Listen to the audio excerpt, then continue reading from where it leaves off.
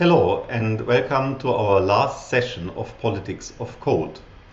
I want to close this course with a much more optimistic outlook. I mean, we shouldn't end up in the doom of dystopia, having looked in all these dire aspects of technological politics, starting with the abyss of social media, the gig economy and exploitation, surveillance, all the problems in harvesting data and the biases that then infect and make so dangerous machine learning and AI, and on and on. So the nice thing about technology is that it has a lot of promises, and I want to share with you some of the things that make me very optimistic and that I really enjoy seeing evolving. Generally, I think the history of political technology or techno-driven politics is a very interesting topic. Frequently I mentioned throughout my lectures the project CyberSyn. So in 1971, the recently elected Social Democrat president of Chile started an initiative called CyberSyn, in which he wanted data and the most powerful computers at that time to support the workers' government to make educated decisions. And this is how the beautiful design of the control room looked.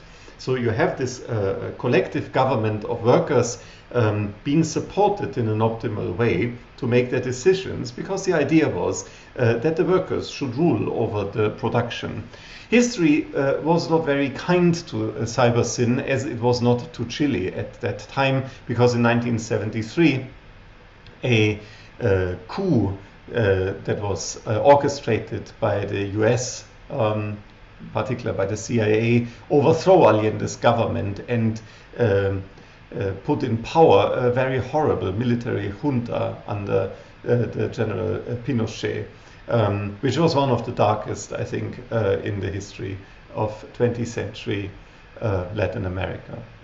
Well, nevertheless, there is this vision that we can use technology, we can use data-driven technology to turn politics into something better. And one of the concepts that I find particularly interesting and worthwhile pursuing is platform cooperativism. So the word platform cooperativism is a bit awkward. It doesn't come fluent out of my mouth. Despite the person, who is the main advocate for it, being a person of the same origin as me, kind of a fellow German, Trevor Scholz. So Trevor Scholz, however, has been living in the US for decades and has been a teacher at the New York New School. So, and Trevor Scholz is one of the, I think, leading researchers in the field of cooperativism, and is working on bringing cooperativism into the digital age. So what is cooperativism? There is many ways in which people can work together to achieve economic goals. For example, there is the corporation. A corporation is a company that sells out shares to get the money to operate. However, the members of a corporation, the shareholders, have no say in the management other than appointing or withdrawing the support to management once a year. So otherwise, the management is only responsible to their own goals and in paying the shareholders their dividend and increasing the shareholder value. A cooperative is a totally different kind of entity. A cooperative is jointly owned and managed by its members. The cooperatives trace back centuries, and not only in Europe, in many parts of the world, in particular in rural areas, smallholder farmers who were not bonded, so they were not depending on an aristocratic lord, would have, of course, also a difficult time in bringing their produce to market. And so early on, people started to work together. For example, to own a mill together, or to just go into the next town and sell their goods together, because that gives them, of course, much more freedom of negotiation, or much more lever. And also, of course, the ownership of tools. Tools for craftspeople might be very expensive, and joint ownership of tools that you don't need every day is actually a very good way of saving money. So the cooperative movement took off in the 19th century, in particular in Europe. Starting in 1810, so that is a bit more than 200 years ago, with Robert Owen, a Welsh businessman who acquired a textile factory, or the location for a textile factory that he built a bit outside Glasgow in Scotland, in southern Scotland, called New Lanark. And that was the first worker cooperative, the first textile factory that was owned and run by their workers. And the cooperative movement then spread across Europe, and still there is about 300,000 cooperatives in the European Union, with about 100 million members, which is a significant number, I would say. So if you go through Europe, like for example Germany or France, most agriculture, I think, is cooperatively done. That means that the farmers, the peasants, they own their land, but they share, for example, the expensive machinery, the expensive tractors, the expensive harvesters, and so on. And in particular, they share the responsibility for bringing things to market. That is, for example, the marketing for your goods. In particular, that makes sense if you live together in a place where people find the region from which your goods come from desirable. Think of wine, for example, in the where terroir plays such a huge role. So all the small winemakers bring their grapes to the cooperative because they could never produce that much wine and sell it at a good price themselves. And the cooperative then manufactures the wine and markets it. The same is true for a lot of dairy. And it's not only in Europe, also in India, the cooperative movement is very strong, in particular that started after the Indian independence and got a huge push then in the 1990s, when the Indian government started to strongly support cooperatives run by women. And if you closely look at some of your favorite Indian foodstuff, you will find that a lot of the things that we buy from India in our groceries is produced by women cooperatives. And so cooperatives in both Europe from the 19th century on, and in India in particular in the 20th century, have been a motor for bringing people out of poverty and into a self-sustained life. So what is it with cooperatives? You get the kind of the feel what a cooperative actually means by looking at these 19th century principles that are still the main marks of the international cooperative movement. So first, the membership to a cooperative is open. So you can't exclude people. So everyone can join. And that is, as I mentioned already, the main difference to a corporation.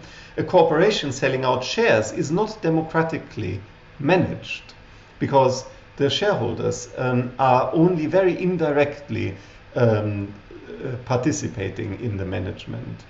So the members have a vote, a bit like in a democratic country. The members participate economically, and that is another major difference to the corporation. I mean, as a shareholder, I give the company money by buying the stocks, but I don't usually work there. And that is very different in cooperatives. A cooperative is usually by the tradespeople or by the farmers or by whoever works here together. They are independent, so they are not subsidies to larger organizations. They are not depending on any kind of investment, be it government or private investments. And that is, of course, more an ethical imperative. Cooperatives have indeed been known to be very good in educating their staff, being very good in creating a skilled workforce. They cooperate internationally, so you see on many of the initiatives that they are worldwide spreading. If you look at websites in the domain .coop, you see all the international cooperative movements. And since it is people, I mean, of a community who have direct say, it is usually not that profit is the main concern. I mean, of course, everyone wants to earn money and make their living there, but it is always also embedded in doing something for the place where you live, for the people for whom you work, actually. And that is, I think, a really important part of the cooperative identity. So, and now comes Trevor Scholz and his research, because, I mean, of course, we can think of the digital economy being well suited for cooperatives. So, first of all, we are in a very similar situation than people in Europe and in other parts of the world have found themselves in the 19th century. So, in the digital economy, there is a lot of gig work, as we call it now. So gig work is what in 19th century terms would be called sharecropping. So that means that the worker owns their tools. So for example, in the earlier times, I mean like 200, 300 years ago, if people would cut woods, the lumbermen, they would own their axes. And so when the axe breaks, it was the responsibility of the lumbermen to repair it. And that was expensive. So they had to maintain their tools themselves, all alone by themselves. But it was their landlord for whom they worked, or the company which they, employed them, who took the profits. So you have this conundrum of being forced to work with your own means, but being paid as an employee. While in our modern world, in the, I would say, 20th and early 21st century idea of labor, employees don't own their work. I mean, I'm an employee of this university, and of course the computer on which I work has been provided to me. So this is not gig economy. In the gig economy, however, this gets reversed to pre-modern times. Think of the delivery people riding their own motorcycles. Think of Uber drivers driving in their own cars, or people in Airbnb apartments renting out their own property. And so we have this revival of sharecropping, of people actually owning their tools. And that was the initial moment when the cooperative movement started in 1810, because the people who owned the weavers' looms were usually very poor. They were poor because they were employed at textile factories, but they would own the loom. So when the loom would break, the whole family would fall into poverty. And with the cooperative, that was changed. Because the looms would cooperatively owned and the profits would be cooperatively shared. Now thinking of the modern digital gig economy, I mean, of course, you could think of a taxi cooperative of Uber drivers. Why would Uber actually need to own the cooperation between the taxi drivers? I mean, actually, everyone can come up with a scheme like that themselves. Taxi cooperatives are very common all over Europe. Most German cities, for example, have taxi cooperatives rather than companies running the taxis. So why not transform that and create an app like Uber's app, but a cooperative app that is owned by the people who work there? And you could think of other things in the digital economy. Like, for example, money transfer and lending, as we shall see later. So there's a lot of potential, and I strongly encourage you to look into Trevor Scholz's work and visit the website platform.coop and read through the material there. So the first idea that I find very optimistic is platform cooperativism. The second is very much related to that. It has to do with participation. Throughout the lectures, and in particular in talking about society, I unfolded the concept of representation. So representation coming from the need in early times, if you wanted to participate, to send someone as your representative into the capital city. And from that having the idea that someone speaks on your behalf. And in representative democracies, that is usually done by casting a vote for a party. So the party has their members of parliament, which then act politically in the parliament, and then every 4 or so years you can vote. And this has certainly become problematic not only through the internet, because people have much more knowledge now in certain fields and might not feel well represented. I give you an example. So, for example, in Germany, the Green Party is very strong. And the Green Party is clearly, I think no one doubts that, really well suited to represent people's concerns regarding the environment. They have a lot of good ideas in how to work environmentally friendly, to address climate change and so on. They're also, I would say, addressing a lot of labor and social justice issues. So this is another thing that the Green Party covers very well. However, for me, it is always difficult to support the Green Party, even if I wanted to support the environment, because the Green Party has traditionally been very strongly anti-technology. And so that doesn't make sense for me. However, I mean, I can only decide support or not support. I can't cherry pick. I can't say, well, I would like support your environmental concern, but I would like to support your technological progressivism. So this is a conundrum. This is a problem of representative democracy. And people have, over the last 40 or so years, suggested alternatives to switch from representation to presentation. So instead of being represented, present what you want yourself. As we know, that is not easy. I mean, you can't just go vote for every detail that has to be decided in government all the time. I mean, we would just be full-time politicians, every one of us, because that is really a lot of work, and everyone would have to be at least sufficiently interested to have a bit of an idea what was going on, otherwise it doesn't make any sense. So there's a lot of work here. So it's not an easy task to have a presentative democracy. That is always the problem with grassroots democracy, where everyone just raises their hands if they support, or they say nay when they won't support, as you have that sometimes in small villages still. So we need to come up with something better.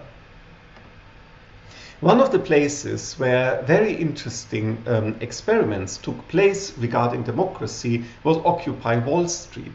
So after the financial crisis hit in 2008, many people saw their homes foreclosed and lost and became homeless. And other people felt deeply disenfranchised by the economic system of the United States. And that brought people together to literally occupy, to squat in the middle of the financial district in New York City, in Zuccotti Square.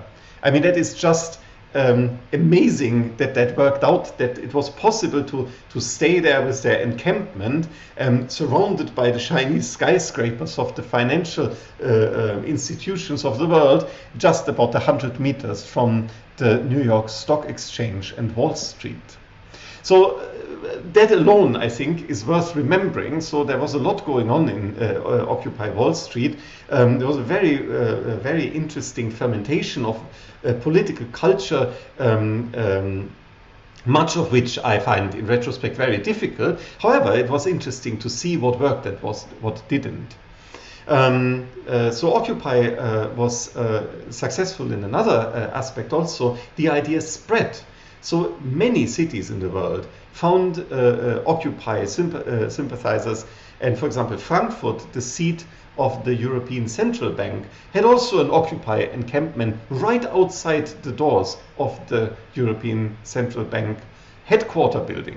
So, the idea spread and many people participated until it was brought to an end. So it didn't succeed in the respect that it created a big revolution.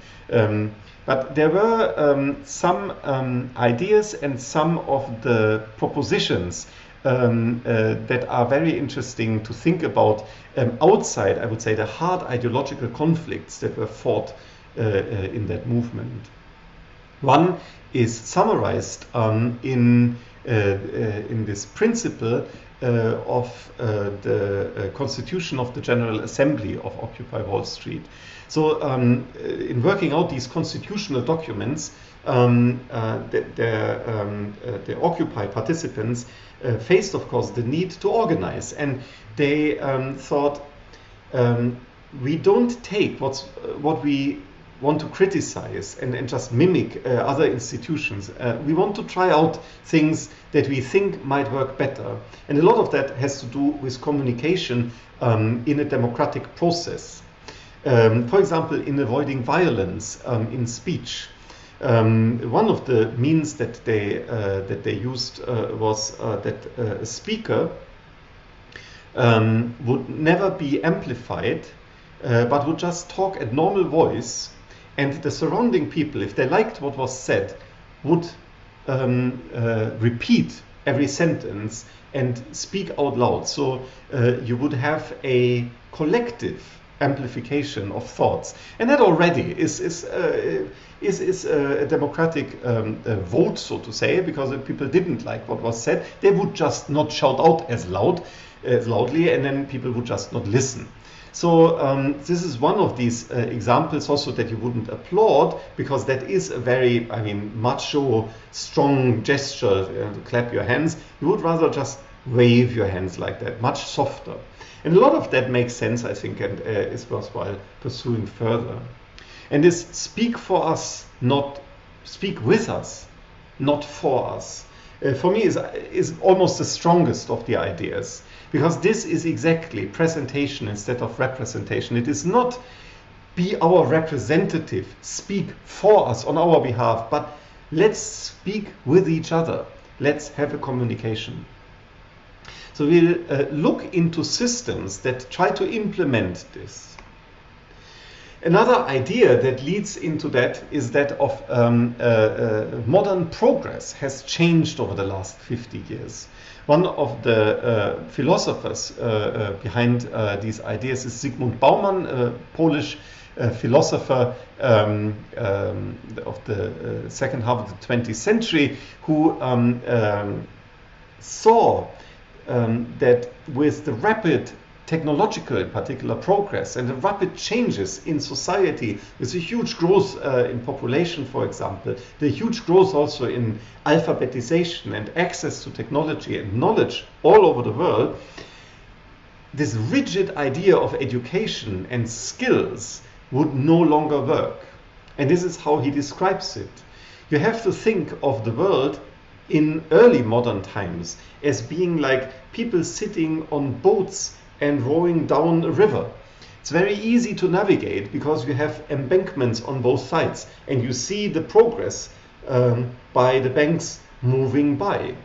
That changes immediately if you reach the open sea. So sailors on ships crossing the ocean can't navigate like that. You need a totally different skill set to be a sailor than to be a boatsman on a river. And you need the stars. You need fixed targets that stay in a distance to which you can navigate. So, and this idea of liquidity, of liquid modernity, inspired the Pirate Party movement in the early 2010s to experiment with a concept that was called deliberate democracy by Habermas, a German philosopher of the Frankfurt School, who had since the 1960s, I think, unfolded these ideas. So liquid democracy is also known as proxy voting, and this is how it works. Instead of being represented, I can vote myself. I can just decide, well, this is an important ballot, I want to cast my vote myself.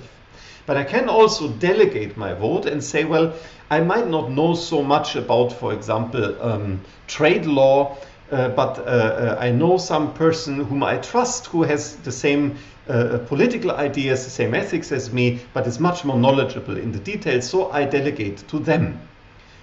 They are my delegate. So, and I can do that with single decisions, with single ballots that I can delegate, but I can do that also more generally by topic. For example, I can say, in my example, I delegate environmental politics to this person because they have this green mindset, but I delegate technology concerns and regulation to another person that are more liberal. And by that have a much more liquid representation of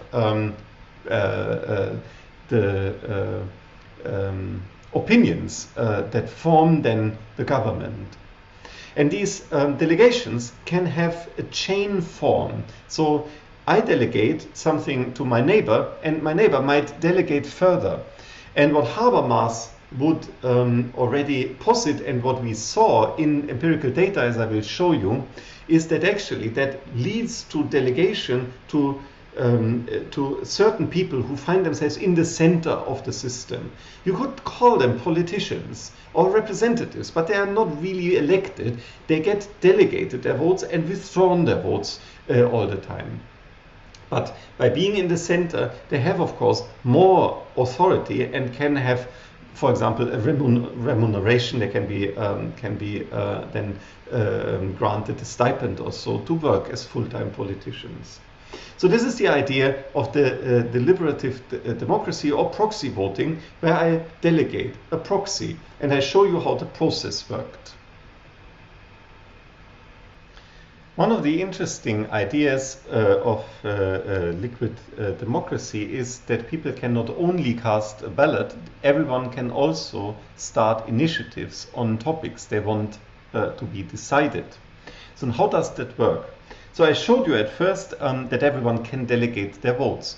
Let's say I haven't delegated my vote and I want, for example, to have a new initiative, for example, on some change in a certain regulation or a law. I find it maybe that rent has gone up too much and I want rent control or whatever.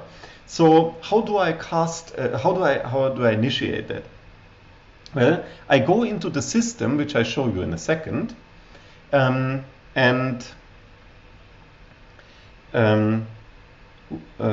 in the liquid democracy system, I start an initiative by putting out what I want people to decide upon.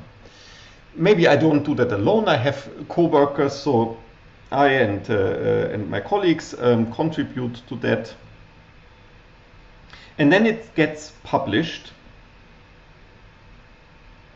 and is in the stream, so to say, in the queue of the liquid democracy system. So it's published. And other people can see it. And I want people to see it because what I need is that after a certain time, usually in our system, that was after 4 weeks, I need to have reached a certain amount of support of, say, for example, 10% of the members who support my initiative.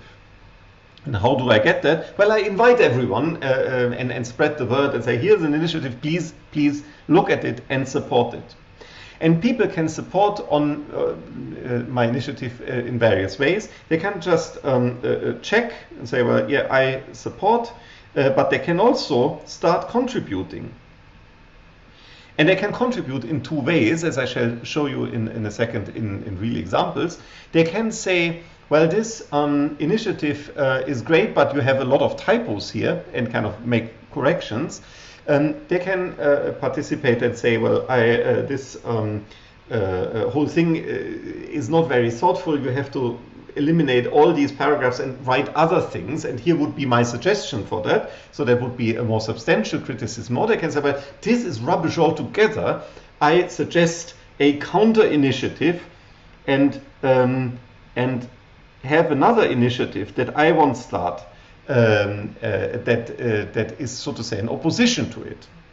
And to avoid people just to say nay to everything, whatever you do with my initiative, you support it by doing it. So by that, you can't just have trolls kind of saying, well, that's all, I don't want it.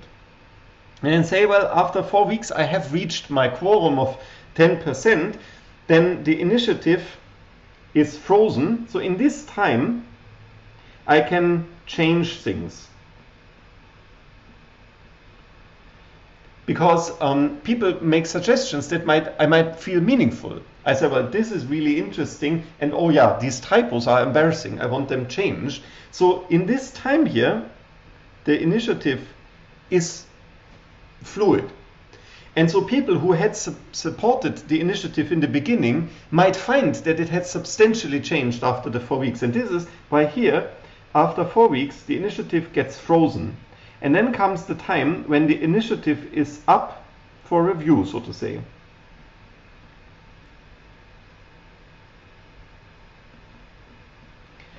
Can't be changed anymore, and everyone is able to see it, and people can make their mind, and a political debate can take place if the initiative should be voted for.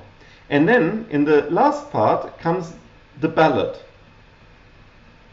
And the ballot is just as every normal ballot. You just say, I want this initiative, I support this initiative, or I don't. And if there is multiple initiatives kind of that are competing, like an initiative and the alternatives that have been suggested, the ballot is in the way of a ranking. I say, well, I prefer this, and this is my second preference, and I least prefer this, or I oppose this. So this is the ballot. The ballot can take place on one day, that can also take place over 4 weeks or whatever. And then the decision. The decision is made by automatically counting. So this is a system that, as you can easily see, would in theory work on paper, but would be very, very difficult to maintain. It is a system that, however, has been successfully implemented in online tools.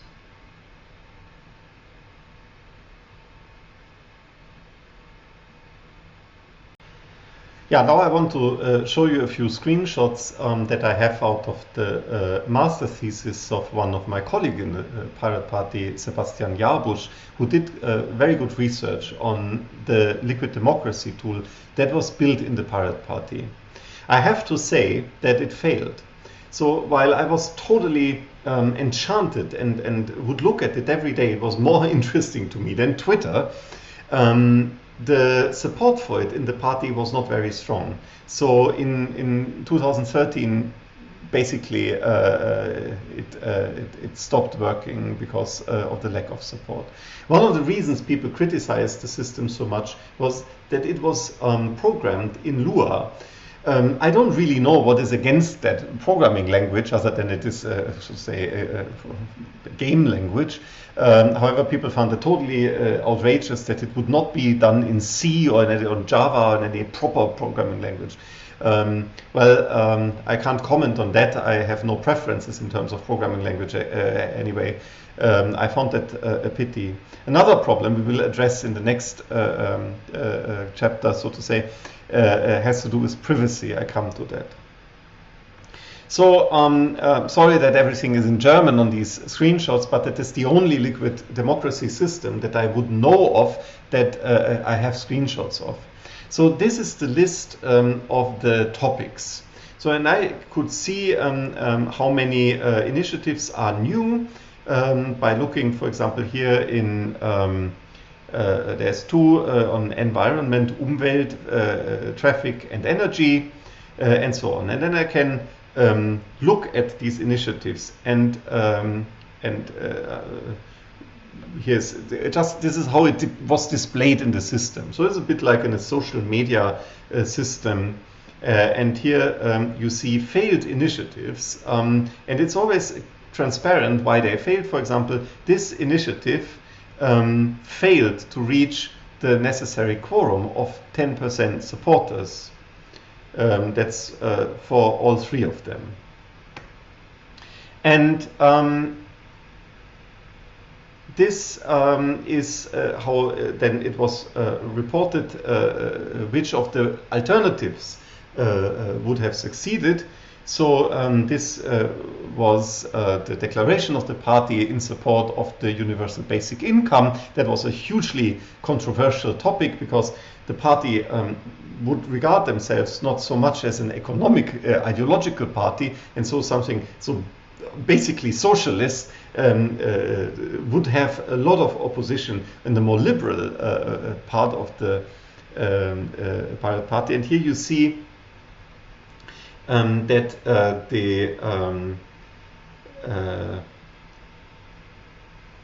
the general claim of a universal basic income was, however, approved by 2/3 of the party members. So it was a good turnout, and many people participated in that. And then you see the alternatives. So there were many alternatives because people were wanted to change the party to think of other benefit models, for example. And you see them ranked in terms of their support or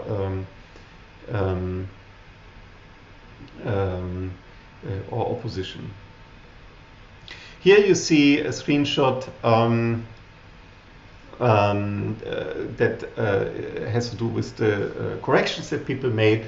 So in this initiative, people would suggest changes to running initiative, changes in formulations, but also changes in more substantial nature. And this is how the changes would be reported. So like in the GitHub, for example, where you see if you change something, you have this change differential. You could see if the people administrating the initiative would have made changes and how they would have made that change.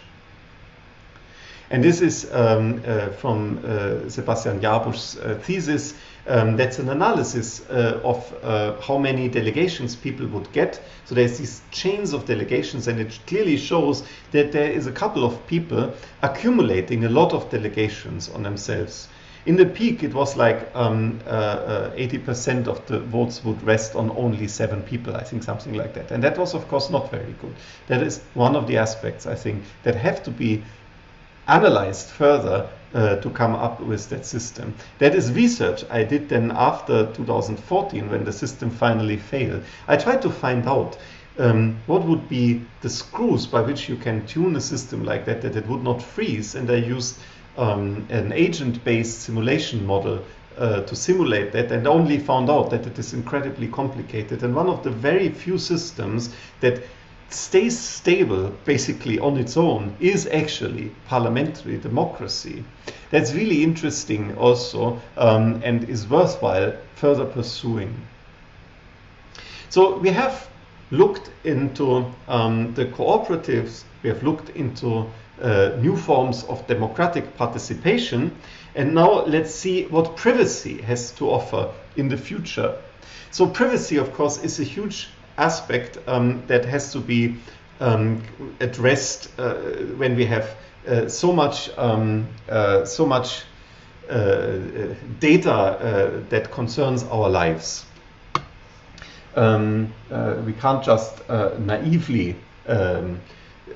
think that privacy would kind of resolve by itself. We have these huge data breaches of data centers, like for example Clubhouse data was completely leaked, hundreds of millions of user profiles. Facebook data, about 1 billion Facebook profiles have been fully leaked, including telephone numbers. LinkedIn data has several times been completely leaked. And much of that is, of course, very annoying and could even be dangerous. I mean, by revealing the identity of people who need protection. So privacy is really a main concern in our modern world. And we don't just want to stay secret. I mean, very few people. I know a couple of people who are so paranoid that they don't have smartphones. I know even people who don't have any phone at all, because I think it's so dangerous because the government will survey them all the time. Well, I mean, that is not how I want to live. I want to use technology. I want to be part of social networks. And so I want to be seen, and I want to offer my data to people, but I don't want to be exploited. I don't want to bring myself or the people who trust me into danger, like my family. And so there is a lot to be done in the field of privacy. And the first aspect of a very new mathematical concept is zero knowledge proofs. So zero knowledge proofs seem a bit like a miracle. So a zero knowledge proof means that you can see the authenticity and veracity of data without seeing the data itself. There is mathematical procedures, for example, that can show someone that a bank transaction was valid, so the person had the money, the person was authorized to send the money because it had the necessary credentials, and the recipient did receive the money in full, without revealing who the money sent, who the money received, and how much money was involved. Think of systems that can see, for example, if I have the necessary age for a certain service, like, for example, buying medication or drugs online, without giving my birthday in the open just to get then send ridiculous birthday greetings. And I mean, of course, more serious threats also.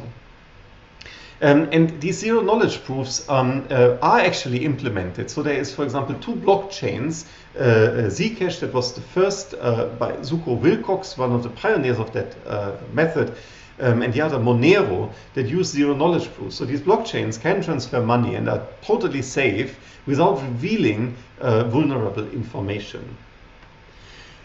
Very much kind of neighboring zero knowledge proofs is homomorphic encryption. Homomorphic encryption is a way of computing on data without seeing the data. So think of the following. You have data and you want to use the data on a cloud service and want to receive results back. Think of, for example, location-based services. If you think of the, for example, iOS function find my phone, for example. How does it work now? Well, I mean, the iPhone constantly sends away the location, or if I want or not. As long as I want my iPhone to be found, it sends the location. And this location is stored more or less in plain data on the iCloud. So there is a location history of me on Apple's servers. With homomorphic encryption, the phone could send the encrypted data, and someone, for example myself, in trying to find my phone, or a friend of mine who want to see where I am, could access that data and get it decrypted without the need to do that on the server. And that is a very strong, I think, change in cryptological paradigms. So homomorphic encryption, I believe, will become a major force in privacy.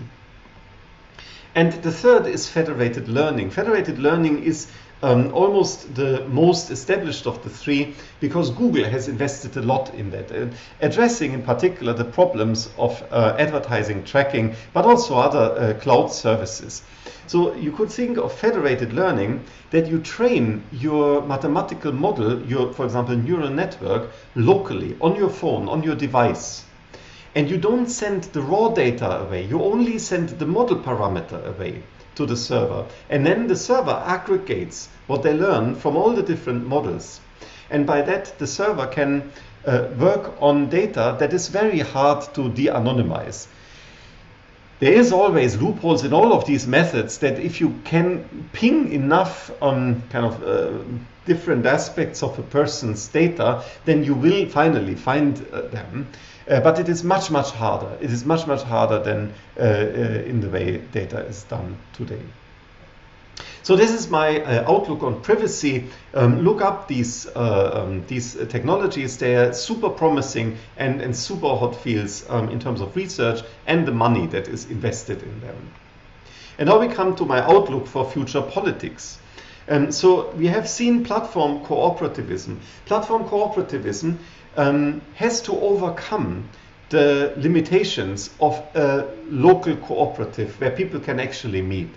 To be worldwide distributed, it needs a voting system, and I think proxy voting and deliberative democracy are very promising in providing exactly what these interest groups of a cooperative need.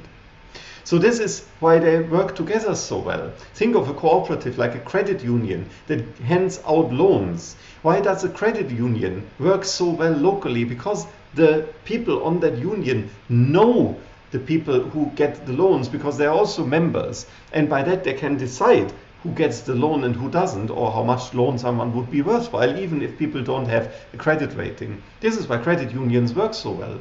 But you can scale credit unions by having collaborative management over the distance using systems like liquid democracy. And finally, we have privacy. And privacy, not just in keeping things safe or making myself authenticated properly, but privacy in the way of differential privacy, that I can very easily choose what I want to reveal about myself and what I don't want, and to offer services that are traditionally hard, like for example location-based services, to be compliant to privacy needs in a way that would be reasonably good. I mean, I want to profit from the service without bringing people into the danger of exposing their vulnerable data. And finally, we have accountability. And accountability has a lot to do with good bookkeeping. And with accountability, I'm also quite optimistic that we will see the blockchain technology that we have covered in the last video will contribute to increasing accountability. So the four of them are connected with each other. Each part can contribute to a really fascinating new data-driven digital future political system. And with that, I close my words on politics of code and hope you have enjoyed our journey through the various aspects of politics in digital technologies. Thank you very much for your attendance.